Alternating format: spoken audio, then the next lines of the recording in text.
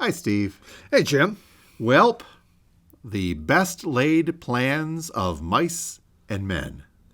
And record collectors. There's that.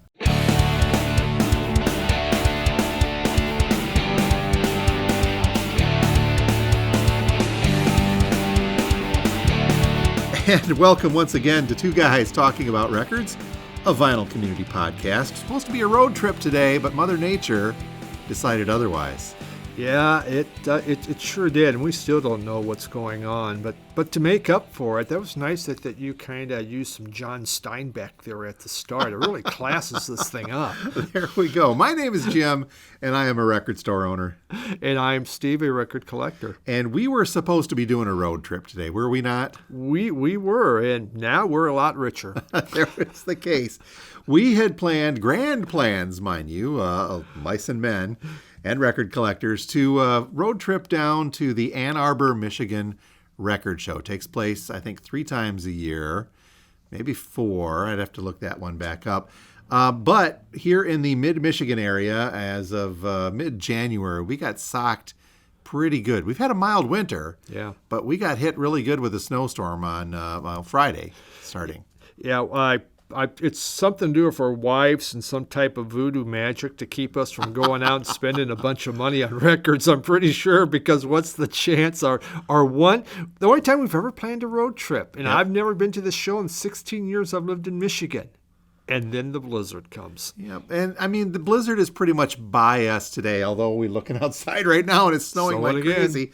But yeah, this morning we were going to get up early, and it made it tough because I would have had to be back to the store at some point. We open up at noon on Sundays, and Kim, my wife, was gracious enough to say that she would cover if we were late, but it also involved shoveling the sidewalk this morning, which I didn't want her to do because she's supporting me in the means to which I've become accustomed otherwise. I just, and the roads were not optimal. Now, where we are in Midland, Michigan, Google Maps says that it's an hour and 45 minutes, but Ann Arbor typically, and I grew up in that area nearby, kind of in between Detroit and Lansing, so Ann Arbor was just kind of a little jump. Mm-hmm. And I'd spent a lot of time in my youth at record stores in Ann Arbor, Wazoo in particular. Yeah. So it's not a terrible drive on decent days. It's about an hour and a half, but today was not a decent day. Yeah, today it would have been a total crapshoot. Not when you just don't know what roads are like, and though they're interstates, you might go to a crawl. It's Michigan, and I have been on interstates before where, yeah, you're trying to do 45, 50 miles an hour to be safe, and there's still people doing 70. It's like, dude, come on. Yeah, but I was going to be the passenger. That's so true. That was one less person. that would be an idiot out there doing that. So in lieu of actually doing a road trip show where we were going to record ourselves going to the record show, picking stuff up at the record show, and coming back full of excitement from the record show, we're going to just talk about record shows. How's that? Right. It's the next best thing. It is. Except for the money we would have spent and the fun we could have had. Yeah. But before we get to all of that, as is customary with the show every week, we talk about the pickups because, man, people in the vinyl community love showing their stuff off, don't they? Oh, my God. I mean, it's what you live for. And we had some good ones this week. At least I did. How about you? Not bad. I actually think I was better this week than previous weeks. So your New Year's resolution? Well, getting closer to it. So, one of them, this was one that a lot of people in the UK were talking about. It's a jazz album called London Brew that came out last year. And this group, really, they look at Miles Davis's Bitches Brew and kind of do their own thing with it. Really? Contemporary modern one? Yes, contemporary modern. But they also put in, you can hear passages from In a Silent Way, the album that came out before Bitches Brew. It's really good.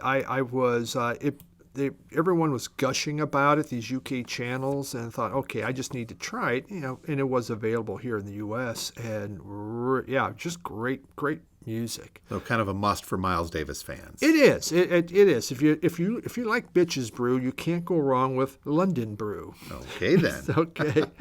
I bought the album. Came out in 2007. Actually, I got an original Grinderman.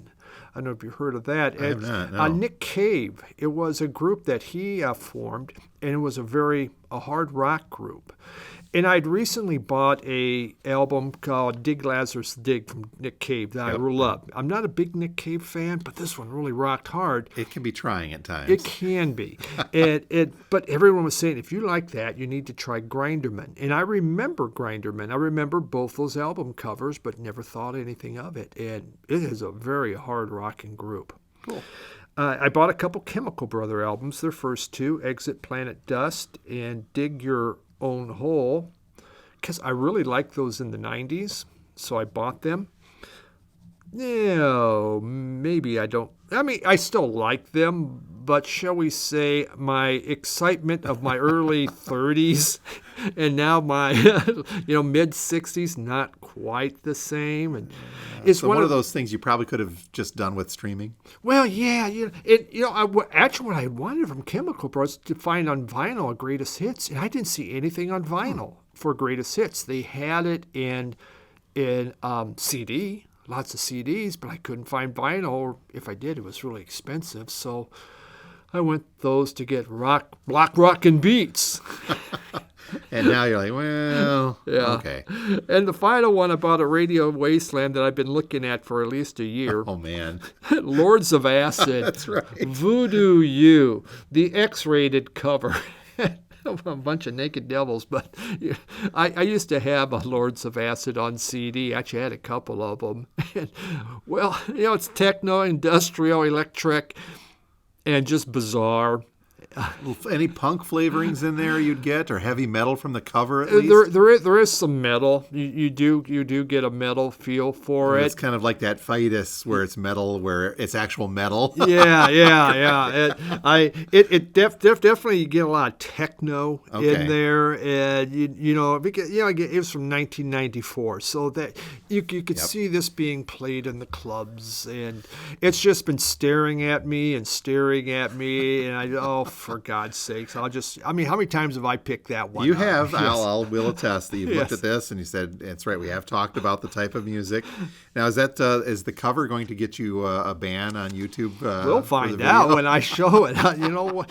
I've been accused of being the soft porn channel, so we'll see. Now, we're not visual, obviously, with the podcast, which I think we chuckle about a lot, but I remember putting that album out, and we do drop videos on our YouTube channel. Yeah. There were lots of sticky notes on that cover, covering up all the naughty bits. It took me an hour to pull off all those Post-it notes. There were so many on that album cover. And I only do that because I did get in trouble with not YouTube, but Facebook once for a Roxy Music album cover. It's like, come on. Yeah, Facebook will do it. YouTube's pretty good if it's, musical related because it is an album cover. I've never had that issue. And I have shown the Jimi Hendrix UK version of, was it Axis Boldest Love? Or which one with all the naked ladies on it? That one would, it's escaping me at the moment. It was Electric Ladyland. Had to look it up. That was bugging me, and I needed to say that's what it was. Yep. And there's a U.S. cover of that that's much more, let's say, family friendly. Yes. And I did show the poster of Bicycle Girls from Queen. Wow. And I'm still here. My channel's still up. So there we have that. What did you pick up, Jim? Well, it was a fun week. I, again, am falling prey to the fact that even though I'm not admitting it, it looks like I'm coming close to being a They Might Be Giants completist. So I picked up an album of theirs called Long Tall Weekend, and it's not a colored vinyl variant, and it's not one of their greatest albums, but I do enjoy it. And I like much of the They Might Be Giants stuff.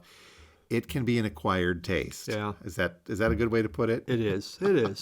Jim, I think it's just about time when you go to Vinyl Anonymous just to finally admit I am a completist on this and just be done with this. I'll just do it and say it. Yes. But it's got a cool album cover, and I do have a couple of other They Might Be Giants kind of left in the queue there that I'm thinking about, and maybe I'll pull the trigger on them. But I think at this point I'm going to back off and look for just the colored vinyl reissues that they put out on some of these so that they match some of the other ones that I did. The other big one that I got that I'm really enjoying was a VCLT from you, the First Boy on the Moon Cyber Girl. Yeah. You had a copy of that. You graciously passed that over. And I listened to it a couple times, and I really do dig it. It is what you were saying. It's very catchy, but it's got some pop flavorings to me that I can't quite place. Yeah. Does that come close to where you were? It does. Exactly. There is something in there that it seems so familiar, some of that music, but not quite sure where. And a lot of great guitars in there going on, and his vocals are pretty good. I want to say, and I'm not a big Bastille fan, but my daughter Katie is, that it kind of reminded me of Bastille, and I hope I'm not offending the band members in any way, shape, or form comparing it to that, but that's about the closest that I could personally make it think that it sounds like. But it's got some good rock, but a pop-tinged rock to it, and it's very modern sounding. Yeah, it's fun. It is. Even though you said it's a very serious subject matter, they turn that around to make it sound fun. Yes. One of the other things I picked up was a 1989 first pressing, so late 80s, another album from The Alarm. This one was Change. Sold Me Down the Rivers on there, and a song called Devolution Working Man Blues, which I remember playing on the radio back in the late 80s, if that were. And this is, for some reason, I had this on CD, and in my life, I've really never owned more than 20 or 30 CDs, but this was one of them, and I don't remember how I came about getting it, but I had a copy of it on CD, got rid of that a long time ago when I didn't have the means to play CDs, and saw this one come through the store, and I thought, I remember this one. Very cool die-cut cover on it, just like the CD cover was. So that's a neat little addition. I think I'm coming close to being an Alarm completist. Yeah, too. I was just going to ask you, are we working on that one? We got The Rush, Might Be Giants, and now Alarm. I got a problem. Yep. And then finally, I have an upgrade that I added to the collection. And I've had a copy of this, and I've had this copy in my collection for years. I think I'm going back really almost to the late, mid-90s on this. And that is the Mothers of Invention, Frank Zappa's group, their debut album from 1966, Freak Out. And this was my first ever kind of really dive into Zappa's music other than Valley Girl, because I come from the 80s. And there are parts of that I really enjoy, and there are parts of that I just don't get. So that's all. It's a double LP, and it's got that whole Zappa conflict that I've got inside of me built into one double LP. I love this side. I don't like this side. Yeah. I love this song. I just don't get this song. Yeah. And what I did was I did have a 66 copy. It was a little beat up, but I was able to upgrade to another 1966, and it's a limited edition for some reason. Discogs calls it a limited edition mono Waddell pressing with the hotspot ad. If you were into Discogs, you can narrow these things down. There was actually a printed ad for send in to this address to receive a freak out map from Zappa and the Mothers from San Francisco. I don't know if they ever printed those. It wasn't an insert or anything. It was just an ad that they discontinued in later versions of this. So. Okay. And I'm going to mention too that Zappa, this album in particular, reminds me a lot, and we have talked before about kind of I'm trying to ease into relationship with the Velvet Underground. And on the Velvet Underground's Loaded album, I think I've mentioned to you before that there are a couple songs that I really enjoy. They're very pop-oriented, 60s pop-oriented. Yes. And then it gets a little droney, which I don't mind at all. That's the way this is with this Zappa album, A Freak Out again, from 66. It's got a couple of songs that are very 60s poppy, with the doo-wop background almost that Zappa he'd kind of put that in slyly, I think, or ironically.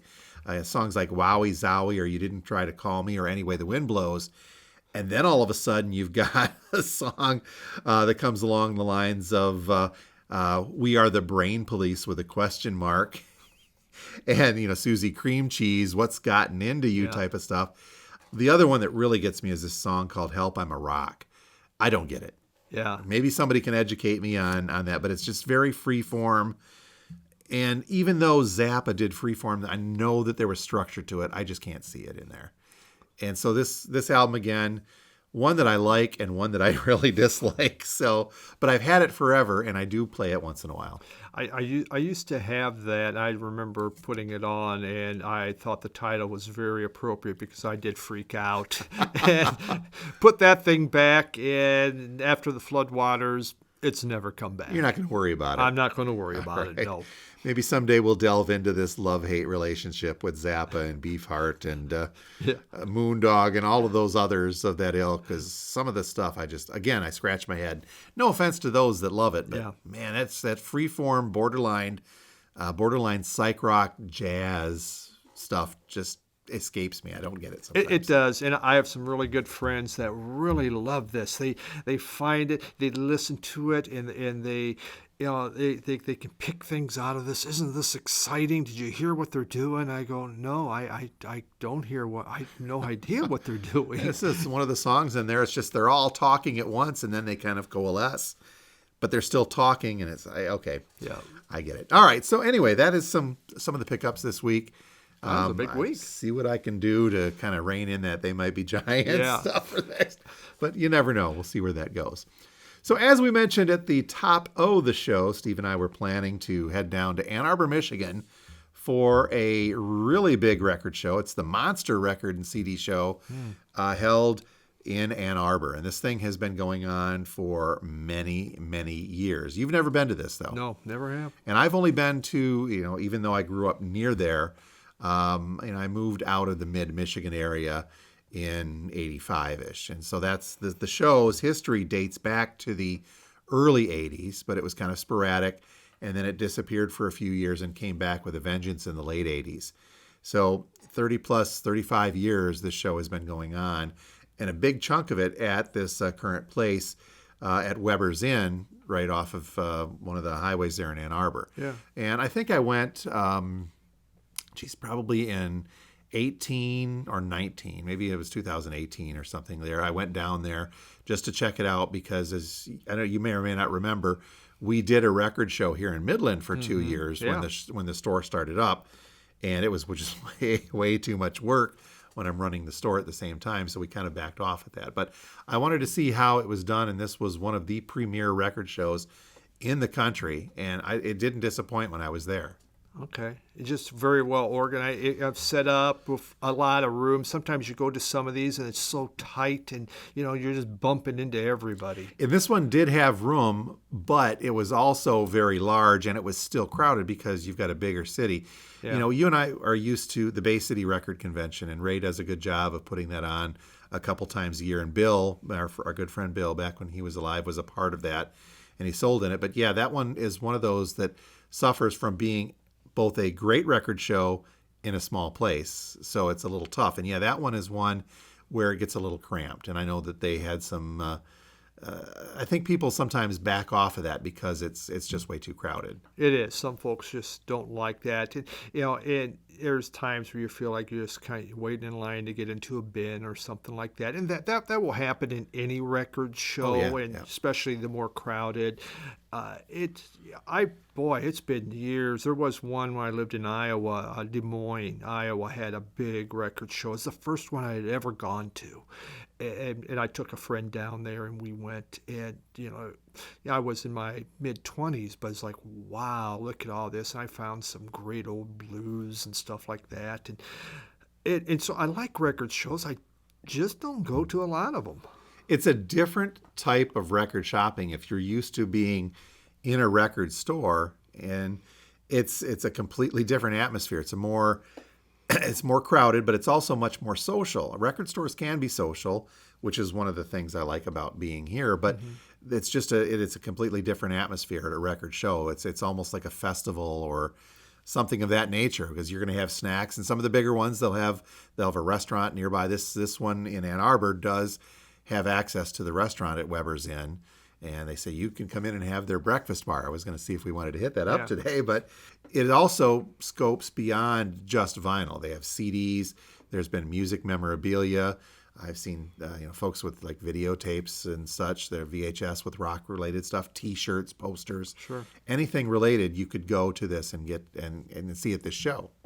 Well, when you say social, our local one, basically the last, I go to it every year, but it for me, it turned more into just going in to talk to people. I wasn't really looking or buying anything. I was just going in having a good time, catching up with folks. You're the social butterfly in you. Yeah, exactly. But this last one cost a lot of money, so the record show did its proper thing. Because you found the descendants. Yes, I did. You were happy. I remember you talking about that. Yes, and Spaceman 3, and it's like, oh boy. But, and I haven't been to the Bay City show in quite a few years because obviously when they're running it, I'm here at the store and I could probably get Kim to cover, but at that same time, I'm here doing this, and I would like to go and see some of these folks, but don't get the chance. But I would have really kind of liked to get down to Ann Arbor. We're not going to get a chance to, but we're going to try to get to another one. Mm-hmm. Now, the Ann Arbor show, after doing some research on this, it is owned, I think, for the second time now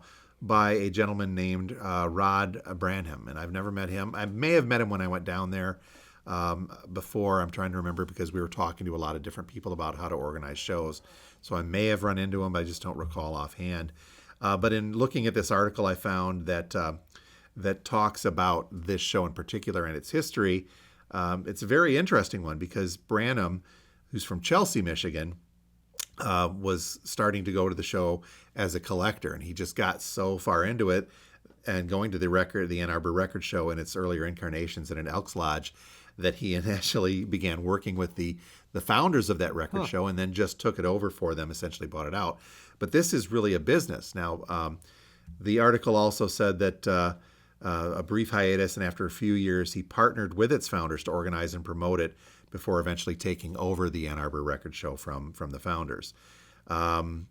He did then take some time off in the late 80s and early 90s, and then sold it to one of the other collectors, one of the other vendors, rather, that had been at the show.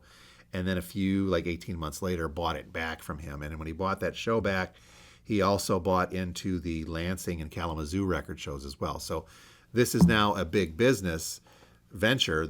It's actually an entity that is a record show. Okay. And shopping at record shows, though, aside from the social aspect that we talked about, it can be both really, really fun or very, very challenging, and maybe all points in between. Yeah, totally agree. Everyone organizes their boxes different, and every collector likes to, some prefer one way, some prefer the other way. Myself, I'm one. I like organization. I like it. This is the A's, the B's, and kind of go through. And if it's in alphabetic order, God bless. But I know that's pretty hard to do in a record show. But some people, they try to keep it up. At least I can go there. Or they break it down by genre. You can look. And then there's the others. It's just, here it is. I threw it all in the box, start digging. And some folks really, they like that. I'm digging for these, and everything's mixed up, the genres, it's not alphabetized, but that's what they enjoy. Myself, it's just like, that takes too long. Because generally my time's kind of limited, so I want to kind of move. Well, there's something to be said then, too, because if it's a smaller record show, you have that ability to spend maybe a little more time looking because you're not worried. You don't have some subconscious poking in your brain saying, I've got to get through this box. I've got to get through this box because there's 25 or 30 other vendors that I need to get to, and I've only got a couple of hours. That, I think, would have been the challenging thing for us had we made it down to Ann Arbor today. Was say, I think we've only got like 2 hours before we got to get back to the store and do this and this and this. And that wouldn't have been fair to really kind of soak it all in. When I go to these, if it's really large, sometimes it can almost be, where do I go? Where do I start? A smaller one is easier, and I have certain guys that I know very well, and I will visit their booth no matter what. Again, it's for the social aspects, but then I start digging. There's a few of them that know my taste, and they're very good. They see you coming. Yes, they do. They see you coming, and you're pretty sure they loaded up some of them boxes with Steve stuff. Yep. It's like they go fishing. Here he comes, and they're and they have really good bait they throw out there, and boy, do I hook in. So it's always what I remember too. It is almost a little overwhelming if you've never been to something like this, especially the bigger ones. To just dive in. For folks that have never been or have only shopped at record stores, or maybe even smaller or bigger record stores where you've got a little bit more content to keep you occupied, This one is almost a frenzy by comparison because, as you said, different tables, different vendors are going to have their things set up differently. But also different vendors will have completely different things. You'll have folks that will specialize in punk. You'll have folks that will specialize in nothing but bargain bin stuff. You'll have others that will probably have 45s and 45s only. So you got to kind of pick and choose. And it's not like an expo where you go to where you're going to, okay, here's the vendor map, and they hand you one when you walk in. That's not the way it is. There's the you decide you buy something, you go to another table and you go, what? How you're selling for what? Yeah, and I'll just go back to the Descendants album. That's very hard to find. You just never see it in the wild. And there was 2 of them at that last show. Luckily, I got the one that was a very good deal because the other one was twice as much. And that's the thing, too, because if you've got different vendors that you're going to get some overlap, how do you feel when you end up paying X amount more? I just bought this for $40 and then I see this over here for $15. You can't take it back. Yeah, so you know what? I found it over here. Exactly. Sorry. Yeah. Well, it's the quality. There's that one's not as in good shape. Well, like the case I had, it's like no, they're both in beautiful shape. It's just and what the one was asking wasn't out of bounds. It's just that the other one had such a better deal, and I was just lucky. That's the other point, though, too, that comes in with record shows. And I have had some customers here that have, I just went to a record show and they bring it back to me and say, can you clean this for me? Or I didn't know that this was warped. Can this be fixed? So you get a little overwhelmed, as I mentioned, in some cases, or you get too excited. I just found this. Like, I can't believe I found this. Or you even have 3 people breathing down your neck to go through the box you're in. You're going to take less time to critically inspect that piece of vinyl that may or may not be worth the money you're paying for it. Yeah. And it's hard sometimes to see all those hairlines. The lighting in there isn't that great. And then you get back home and you say, look, whoa, man, this thing has some defects in it, or just lots of little those hairlines, scratches that you couldn't see when you're at the show. This really comes down to the vendor then being, these guys do a lot of work. I'm not going to knock them. They move a lot more records more quickly in a short period of time than I could here at a store. But, we've got a large inventory, but I'll sell 100, 200 records a week, where they're looking at 200 records an hour in some of these bigger ones. So it's a lot of movement of vinyl, but just in a different period of time. So I know, and I can really attest to the amount of work that goes into something like that. And I got to hand it to them, especially when you consider that bigger shows like the Ann Arbor one, or we talked about South Bend as well, Indiana having a big show, that they're bringing in vendors from around the Midwest. And so these are folks that did drive through that snowstorm with a giant van or a trailer full of very heavy vinyl. They're hauling it in, they're setting it up and hoping that you get there to sell it. So kudos to these guys for that work. Yeah, in the 90s, I used to go.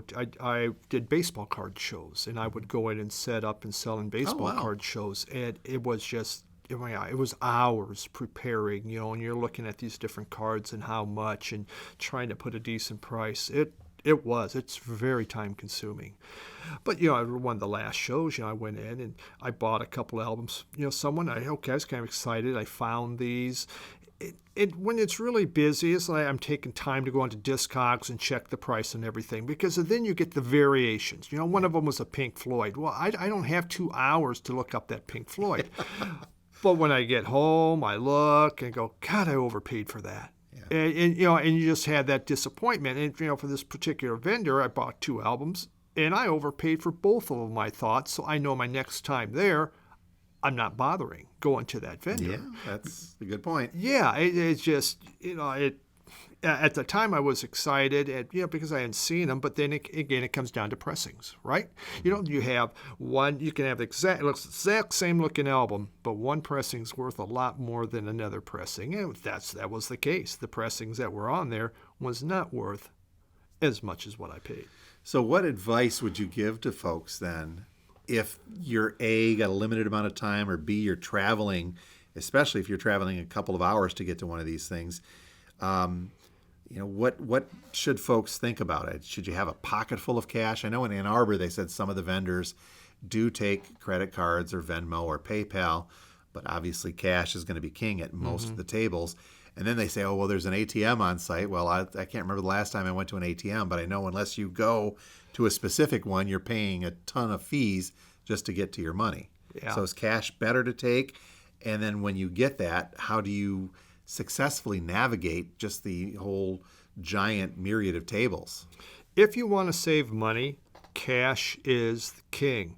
Now, at this last show, at our smaller one, most of them were taking, a credit card or whatever, because now it's just right off your phone. Yeah. You just do it. It's super simple. It's super easy for them. Yes, they do get a charge on it, but you wind up spending more money. It's just honest. If you just come in with cash, I got $50. This is it. Once it's gone, and you move on. But I bought a couple really expensive albums. I didn't have that kind of cash on me, but they took cards. So ta-da! Here you go. When we were preparing for this show, I did something I've never been good at, kind of putting down, here's exactly what I'm looking for.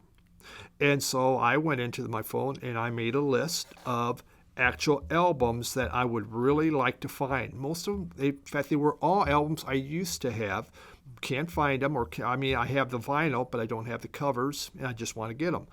Then I went into Discogs, and I looked at what they were, how much, medium, up to the high price. So I would have all of this when I go in there, that I would have a quick understanding of, okay, too much, not enough, or is it a really good deal, or if I'm paying too much and I can move on.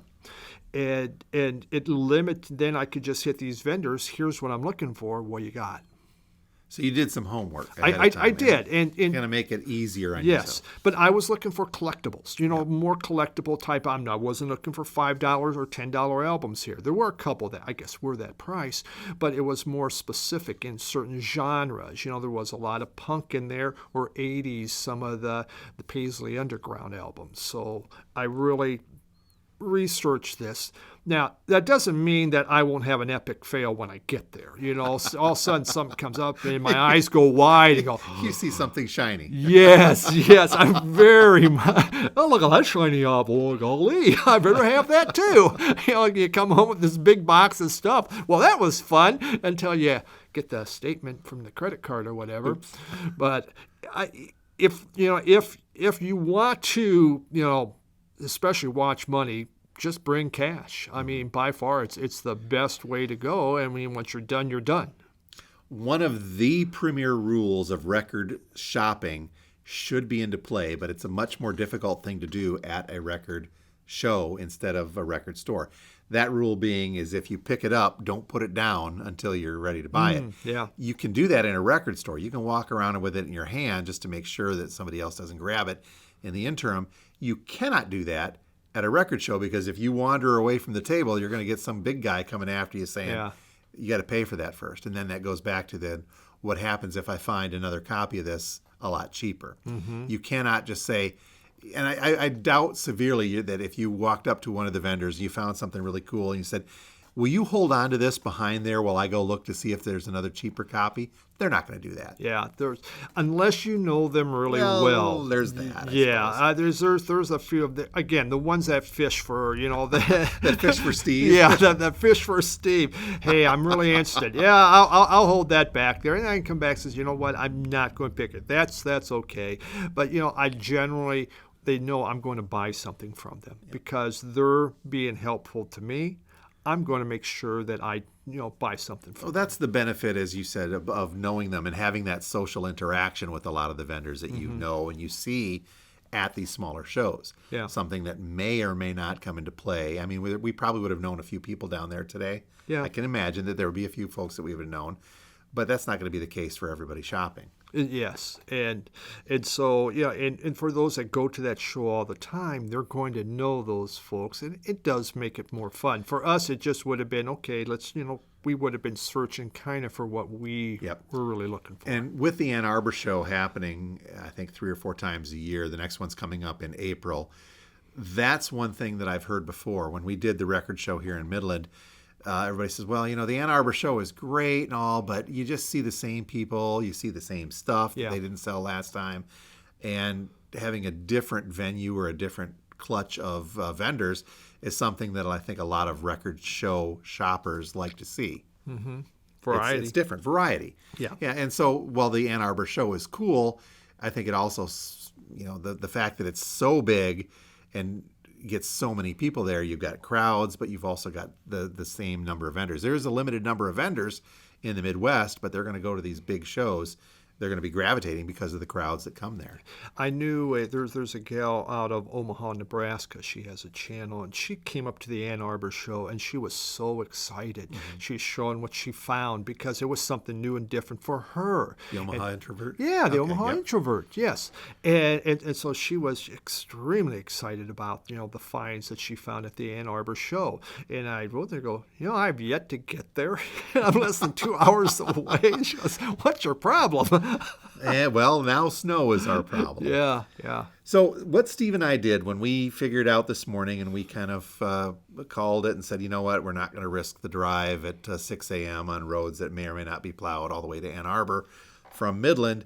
We got looking, and there is a record show clearinghouse website. It's called recordshowsofamerica.com. And in looking at this website is run by the same gentleman who runs the Ann Arbor Record Show. Yeah. It's out of his, he's based out of Chelsea, where he does sell out of his home at Rod Barnum, as I mentioned. But the recordshowsofamerica.com is just a huge clearinghouse, and it seems to be updated fairly regularly, that talks about not just the Midwest, but nationally, where you can go to see some of these record shows. So tentatively, you want to try another one? Yes. Okay. Definitely. So I found one. Let me call this up real quick here. How about you and I go to the Austin, Texas Record Convention in May? I know a lot of people that go to that. They're on their channels. They talk about that one a lot. Oh, this one would be the piece de resistance of record shows. Yes, there is. These guys, every year they go. There's that one. There's one in New York City that's done in the fall that is all rarities. I mean, we're talking thousands of, records for thousands of dollars, and people from all over the world come into it. Wow. I mean, it's just, there's another group, they're trying to get me to come down there, and I go, oh, God, no. The last thing I need. Once we stayed home prior to recording this, I did, what is the largest record show in the U.S.? And that Austin record, Ann Arbor popped up as number 3. Really? Not as the largest or best. It kicked in there. But the Austin Record Show, looking at this, the largest sale of recorded music in the USA, everything from 1930s 78 RPMs to CDs and 8-tracks, posters, 45s, LPs, you name it. They have over 300 different dealers from all over the U.S. and Europe spread out over 40,000 square feet of floor space. So big that it takes 2 days, May 4th and 5th. But they do open it up earlier on the Friday evening for early sales and vendor setup. Our friend Chance at Concert Buddy, he's gone there for 3 years straight. Wow. This year, in fact, he just had a video today on his New Year's resolutions, and he says, I don't think I'm going to go to Austin because I've been there for 3 years straight. I need to see what else is out there and, head other directions. But so Chance, head over to recordshowsofamerica.com. I'm sure he knows about that website. So actually, more seriously, I think we did find one on here that you and I agree that we're going to attempt this road trip again. You want to? Yeah, we might as well. And, everyone just plan on having shovels and salt when we give you the date because there's going to be a blizzard. That's the way it'll work. But I think we found the Carlson record and CD show. It's down near Detroit, a little on the north side of the suburbs, right? So a little closer than Ann Arbor. Looks like this is February 25th, and it is run by the same folks that run the Ann Arbor one and the Lansing one. So, and there's a great Vietnamese restaurant in Carlson. Okay, yes, and a good barbecue joint too. Are they going to be open in the morning because I still have to be back? Maybe not. It's a good place to go have dinner. Oh well, will you make some breakfast for us, maybe? Yeah, please? yes. Right, but up in Marquette, Michigan, they have a record show up there. I've been to that one actually, but they hold that in a bar. It's really kind of like a pop-up. One of them was a pop-up. They have a bigger one But this one was held in like a brew pub, which was kind of a neat little thing to go and see. Alcohol and record shop. It absolutely doesn't mix. I'm dangerous. giving you this from a personal experience. It doesn't go well for the pocketbook. Okay. Now, I mentioned that we did a record show here, and that was back in, I have to stop and think, we started one in 2018, and I called it Mid-Michigan Musicon. Yeah, and it was great. It was very good. It was a good show. We had a big place, and we had maybe, I think, 25 vendors to 30 vendors come in. And I get asked a lot, are you going to have another record show? Well, the last one I did was in 2019, and here we are in 24. So odds are no. My kids grew up and moved away, and they were the primary ones helping with this, and Kim ran the store. And I can tell you, what these guys do in putting together a show like the big one in Ann Arbor, or what Ray does with the Bay City show, that is a lot of work. It is a tremendous amount of work coordinating all of these people to come in, coordinating with the venue, making sure people have tables. I enjoyed it when I did it, but I also enjoy running a record store a little bit more. Yeah. It's more my speed, and I'm glad that we did it for a couple of years to kind of get the whole idea of records and vinyl are back, baby, and you got something here in Midland. I'd love to do one again, but I just don't think I got it in me. Yeah, it is tough. The hours that it does take, but you brought in a lot of interesting vendors. It wasn't just records. You really had a nice variety of things in there. I even had somebody with musical instruments and a guitar store. We called it a Musicon. Yeah, which was a great idea, but I don't know. Maybe someday. But for the foreseeable future, I'm just going to be an old record store dude. Yep. Let someone else handle it. There we go. So, again, I'll ask that question. Feel free to interact with us on our Facebook page, especially. What is your favorite part about going to record shows? Do you like them big? Do you like them small? Do you get in, get out? Do you take a little bit of money? Do you like to have drinks with you if you're there in the evening? What are the dangers? Do you max out your charge card? And Steve and I will attempt. This is February. It's Michigan. We will attempt to do a road trip and give you a first-hand report of our experience getting to a record show. It should be fun. Definitely today would have been a lot of fun, but it's just the way life is. It's not snowing right now. It's not. But it's going to start. It's Michigan. It'll change on a heartbeat. Exactly. All right. Well, you folks have been listening to two guys talking about records, of Vinyl Community Podcast. My name is Jim, and I own a record store, but I do collect. And I'm Steve, and I'm a record collector without a record store. Well, all right, folks, you have a great one, and stay safe out there in this midwinter type stuff. Unless you're listening to us in a sunny climate, then we're jealous. Yes, no kidding. Especially this week. Have a great one, Steve. Thanks. Thanks, Jim.